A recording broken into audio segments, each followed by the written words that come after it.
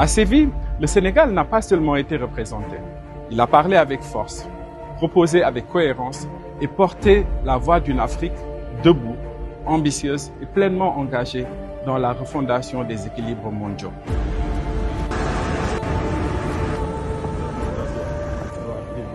Au cours des dernières heures, ici à la 4e conférence internationale sur le financement du développement, le Sénégal a poursuivi avec constance et clarté son engagement dans les discussions.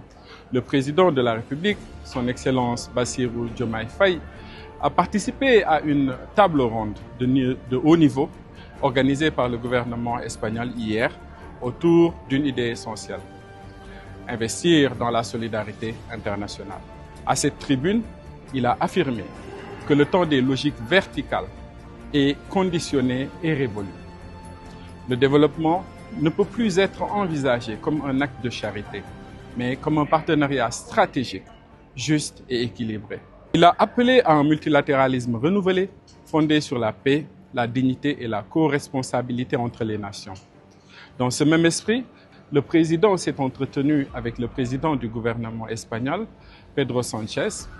Ensemble, ils ont évoqué des perspectives d'un renforcement de la coopération bilatérale entre nos deux pays, notamment dans des domaines comme l'agriculture, la migration circulaire et la stabilité régionale.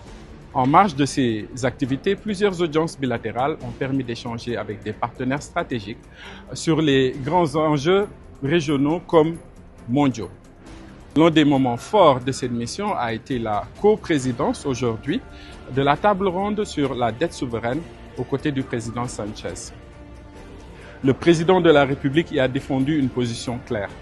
L'architecture actuelle de la dette est obsolète et inéquitable. Elle doit être repensée autour de principes de justice, de transparence et de prévisibilité, et surtout de solidarité. Il a plaidé pour la généralisation des clauses de suspension automatiques, l'inclusion des créanciers privés, la réforme du cadre du G20 et une évaluation plus équitable du risque en Afrique. Enfin, fidèle à son engagement envers les Sénégalais de la diaspora, le président a conclu cette séquence par une rencontre chaleureuse avec la communauté sénégalaise d'Espagne, dans un esprit de proximité, d'écoute et d'unité.